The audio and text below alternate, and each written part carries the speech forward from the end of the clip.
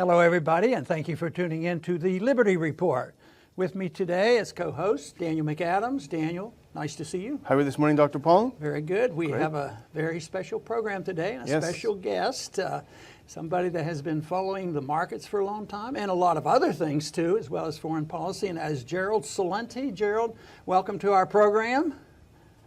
Oh, thank you so much for having me, Ron. And you're the, as I mentioned to people when they said, who did you vote for in the last election? I said, I didn't vote. I don't vote for a lesser of two evils. I said, the last person I voted for in a presidential election was Ron Paul.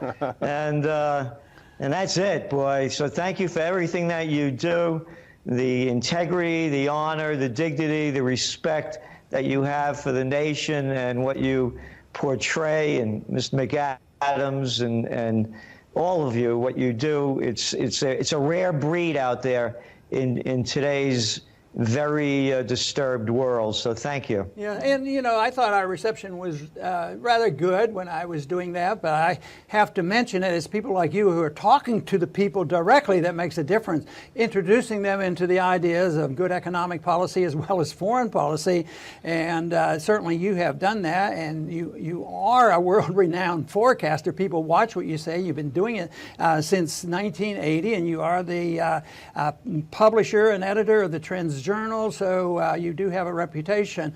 But Gerald, I'd like to start off today with the issue of the economy. And the one problem that I have with this program today is I don't think I can get to ask you all the questions I'd like to ask and let the discussion go. So we have sort of a limited amount of time. But anyway, I do want to start off with the economy. You have made projections in the past about the economy. But why don't we start off with that, what you anticipate. Are we in a very, very rosy economy right now with no worries like Wall Street would have us believe in some of the reports? Or do we have some basic flaws in our economy that we ought to be aware of? Well, Wall Street isn't the economy. It's the very separate part of what this real economy is. And as you well know with the numbers, you have You have three people in the United States, Warren Buffett, Jeff Bezos, and Bill Gates, that have more money than 60% of us combined.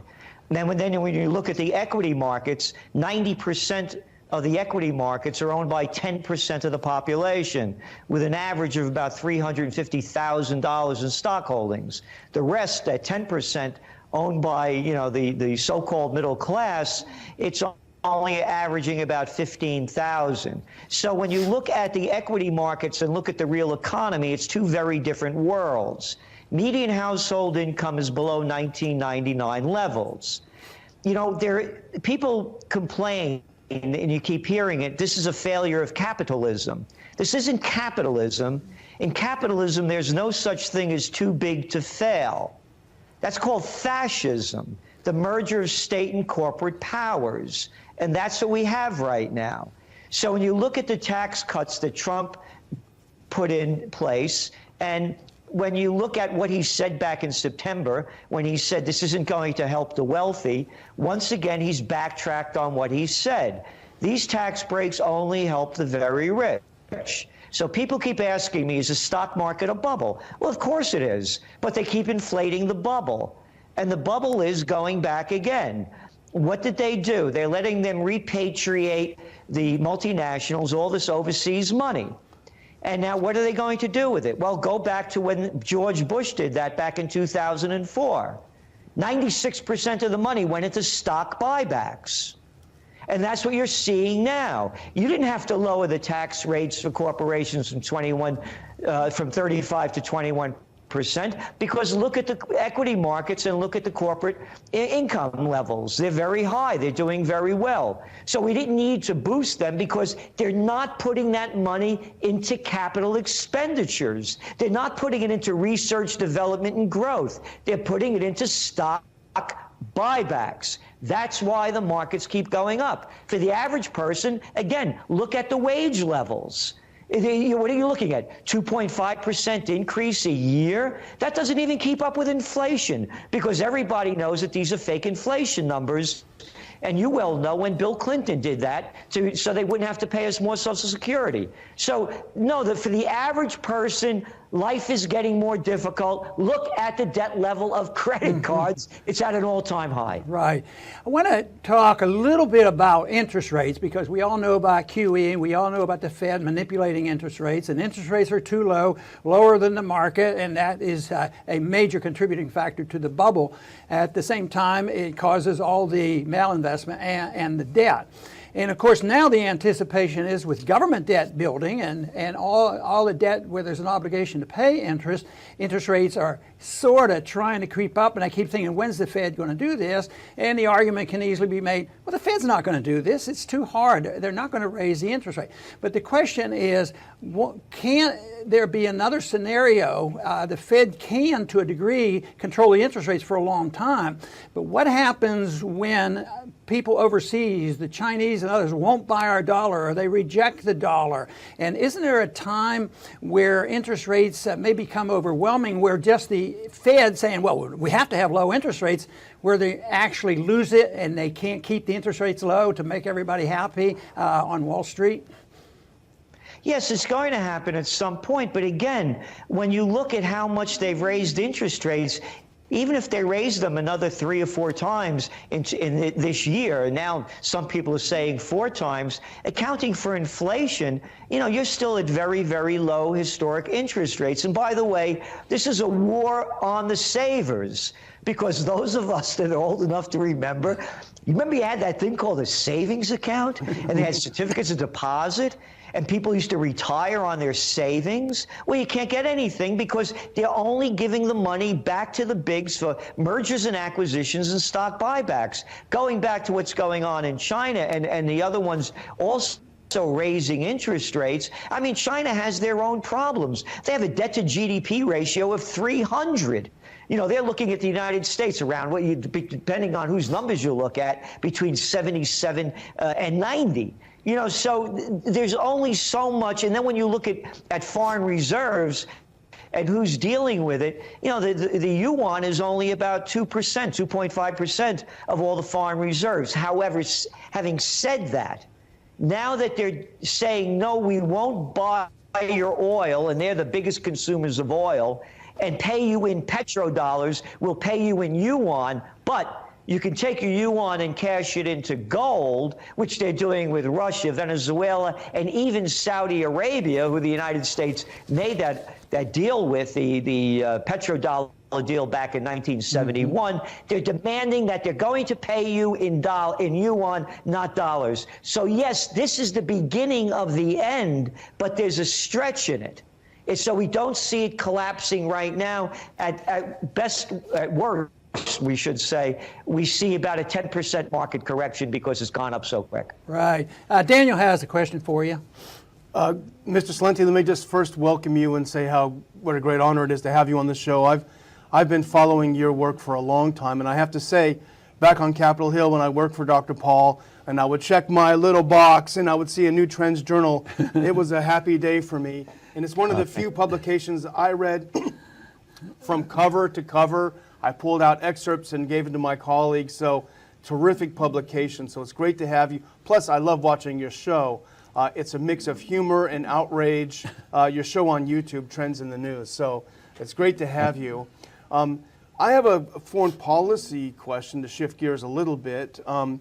You probably noticed yesterday that Secretary of State Rex Tillerson announced at Stanford University's Hoover Institution, introduced by Condoleezza Rice of Iraq fame, that we're going to stay indefinitely in Syria. We're going to keep these bases that we occupy there. He said 3 conditions have to be fulfilled before we'll even consider leaving. First, ISIS fully and completely defeated. 2, Assad has to go. And 3, the Iranian influence in the region is curtailed, reduced or curtailed. Is this a return to the Obama foreign policy? Where is this coming from? Did this surprise you? Well, first of all, you did a great piece on your website. Tillerson unveils new U.S.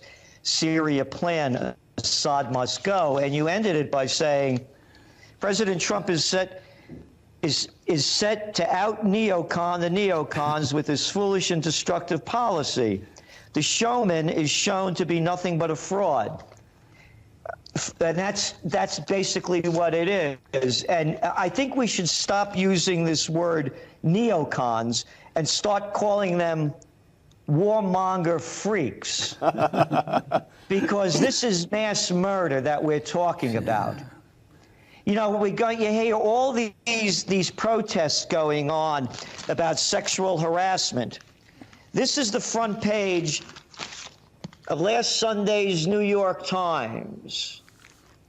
I felt helpless. Male models accuse photographers of sexual exploitation. And then you open it up, and there's 2 full pages here of these male models and this sexual exploitation. Nothing here. Look at this. Look at this. This is the paper of record. As you know, I call it the toilet paper of record, because that's all this is good for. Nobody's talking about the mass murder. No one's talking about all the innocent people being slaughtered around the world, and we the people paying for it. So to answer your question about what's going on in Syria, this is merely a redo and a continuation of where Obama left off, with these lies that we have to protect other countries when our national security is not at stake. Obama, during sending us to war against Libya, he insisted that U.S. military force was justified, quote, when our safety is not directly threatened, but our interests and values are. Adding that ensuring regional security and maintaining the flow of commerce.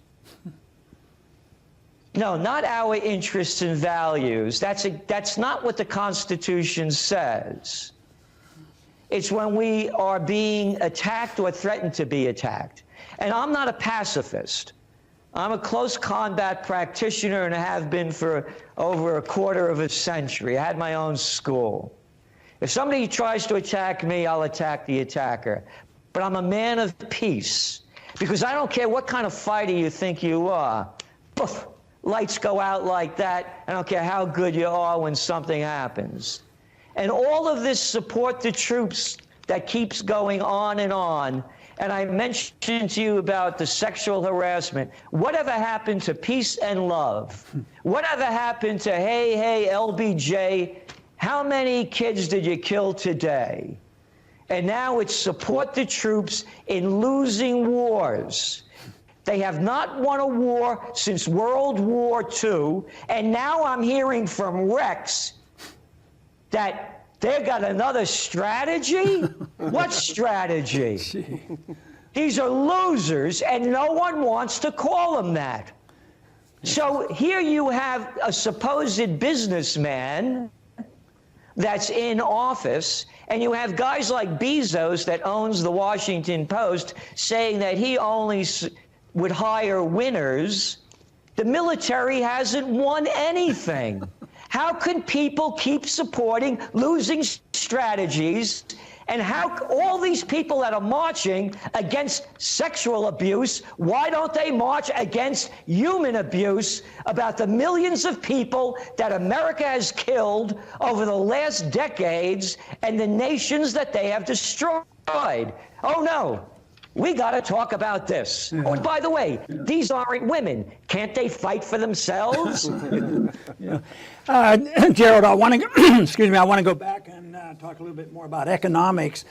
But you know, talking about never admitting a losing strategy and they continue with the same policy.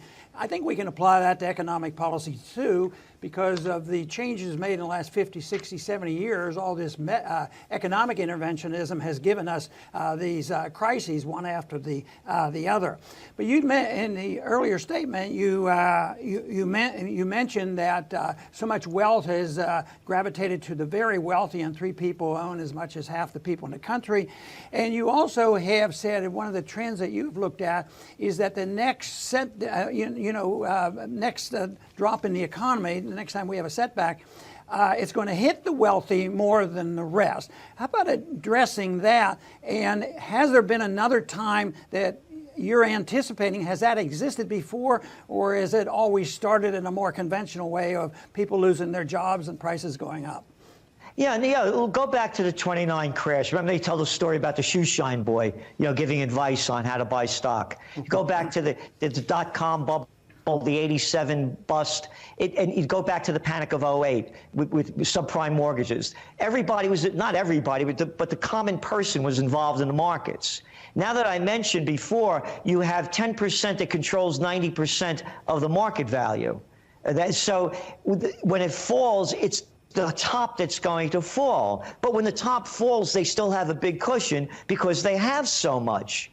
So it's not going to affect the economy in the sense that it won't hurt the average person. However, the psychological effect of a crashing market is very big.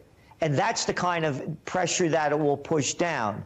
So again, though, as we're looking at it, we're in a period now that we have never seen before, when so few own so much. And by the way, we had the Gilded Age, and you could hate a Carnegie, but there was a thing called the public library system that he created. What are these billionaires doing with their money? I know, and I won't say who, the son of one of the richest people in the world. And when I launched Occupy Peace, which you almost came to over here, and closed down the most historic Four Corners in America, he was in here with me with Ralph Nader in my offices. They gave me the grand total of not 1 cent for peace. None of the billionaires are giving their money for peace, and the stupidity is, you hear it from everybody, well, war's profitable. No, peace is more profitable. So going on to where America's going, the top going down, and what you were saying about all the interference, look at China. It's an inside-out government. Like them or not, the Chinese government sets the economic policy, and they build it. And boy, are they building. When they got into the World Trade Organization in 2001, 5% of the Chinese population was middle class. Today, a country of 1.3 billion people, 35% are middle class. America, we have an outside-in situation, and I don't have to tell you. You got congressmen and senators that are paid off by corporations to push special interests, not the national interests. And that's why all the government interference in this country is only helping the few. And by the way, I wish they would stop using this term, campaign contributions. I'm not 6 years old. How about calling it bribes and payoffs? That's for sure, Daniel. Well, you are a renowned predictor of trends of how things will look.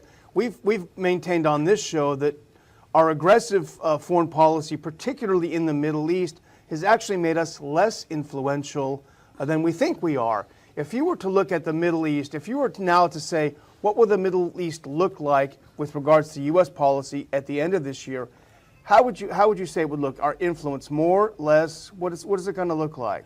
Well, it's more, because the deal that's being made with Saudi Arabia, the United States, and Israel, and Iran is in the crosshairs. Again, when you read this garbage by Rex, here, Rex, wait, Rex, what are you writing over here about Assad and an undemocratic government, and everybody's falling over the crown prince in Saudi Arabia? How many people did they behead yesterday? I mean, you want to talk about an undemocratic government, and they have the nerve to talk about Syria? Syria used to be a great vacation spot. It was one of the more affluent places in the Middle East.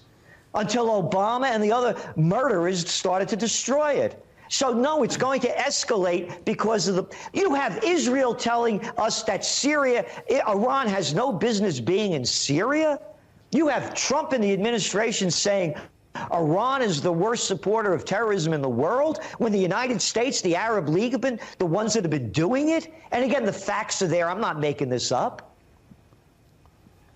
Gerald, you've talked about a cashless society, that we're moving more toward using, the credit and cards and what all, and that we use cash much less. Do you foresee our government ever getting to the point where they're going to ban it? Other countries have tried this. Could it ever get that way? I know that people like the convenience of not using the cash, but once the government comes in, I know the government would like that. Their justification always is, we'll collect more revenues, that sort of thing. But do you think that they're likely to do that? So I'm sure in the 1930s, I wouldn't have thought that the government would make it illegal to own gold. I wonder if they'll make it illegal that you can't even carry paper money around. Absolutely they will. Again, go back Election Day 2016. What they did over there in India when the Prime Minister called in 86% of the rupees under the guise that we have calling in all this money because there's a lot of fake money out there and a lot of black money, black market money, and we got to bring it into the banks. If you don't bring it into the banks, you're not going to be able to keep it. We're putting out a new currency. 99% of the money was returned, so it was a fraud. It wasn't about that at all. They're going cashless. They want to know every penny that you're spending. So now in India, people are using their apps. When you go to China, people aren't even using credit cards. Forget cash, they're using their app. So the government, as you said, they know every penny that you spent and every place that you spent it. Of course, it's more control over the people. Hey, just like how about them spying on us all the time? Do you need any more proof of how much more they want to look into our lives? And they need every penny that they could steal from us in the name of taxes. And again, as the big ones get the big breaks. Gerald, we've talked a lot about Trump on this show, and you probably agree with us that when Trump was a candidate, we heard some things that made us feel a little optimistic despite our concerns about his style. He talked about getting along with Russia. He talked about no more regime change overseas. Some of these things resonated, and I think a lot of libertarians, a lot of liberty people probably supported him. We didn't, but supported him because of hearing this. Now they're saying, when he sort of seems to have flipped on a dime on so many of these places, North Korea, selling weapons to Ukraine, Middle East, etc., they want to say, oh, it's a deep state. He wants to do his best, and he can. He get in there, and he found out the deep state. Oh, it's this, that, and the other. How would you explain this flip-flop from candidate Trump to now President Trump? It's who he is. And again, this guy has a reputation of not being one of the most reputable business people. I know people that got shafted by him, with not paying the last payment. He's renowned for doing that. So that's all who he is. And again, it's not the deep state. I mean, look who's running the White House. You got 3 generals in there. Eisenhower would be turning in his grave after giving that speech about no foreign entanglements. Trump is just back in military school. I mean, he tells us that, no, he's giving the generals in the Pentagon the choice to do whatever they want. They're not supposed to be running the government. So again, you have McMaster, you got Kelly, you got Mattis in the White House. The government's being run by the Pentagon and by the military-industrial complex. Gerald, I want to finish up on a question dealing with privacy. You mentioned that the government spies on us constantly, and there was a vote just recently on FISA courts. Unfortunately, we lost that. The Fourth Amendment is essentially gone. Ever since the 9/11, whether it's the Patriot Act or whatever, they spy on us constantly. And that's the government. But what is your understanding of the relationship of the social media, the Facebooks and Google, and their ability to collect a lot of information and their willingness to work with the government? At the same time, they're not under any threat of lawsuit. They're exempted. How do you see this connection between the social media? Because some of us at one time thought, we always hope, that would be a way we can get our information out. But do you see this as a problem? It's a great problem. I mean, what right do they have to watch everything that we do? And again, how about Amazon? working with the CIA, and you keep going on and on with these kind of things. So it's a huge problem, and there's starting to be a pushback on it. And by the way, people put up phony Gerald Celente websites. I had to take Google to court. It cost me $120,000 to hire a New York City lawyer. They took it down. And you know what? They put it back up and Google refuses to take it down. Fraudulent. Yeah. And they won't do it. So look, you were in government. You know the deal. Money talks. And that's all that's going on now. Big money is in control. Again, this is not capitalism. As a paisano of mine would have said, who I'm not too fond of, Mussolini, it's the merger of state and corporate powers. Look how many times the Silicon Valley people were in the Obama White House. Look at how Google, and when it came out with the Russians, I'm joking, of course, pulling out the DNC information, showed how tight Google was with the Clinton administration. So it's the one club that's running the one big show. So, well, Gerald, we are going to finish up, but I want to thank you very much, because I think our agreement and association comes down that we certainly want to promote peace, which is very important to you and what you've done, and also understanding economics for the purpose of prosperity. But over and above all that is the promotion of individual liberty, and I think that is the case. So I thank you very much, Gerald, for being with us today. It's been delightful to have you on. Oh, thank you for having me on. It's a real honor. And thank you for all that you're doing. Thank you. And I want to thank our audience today for joining us today for this very special interview with Gerald Celente. Come back soon.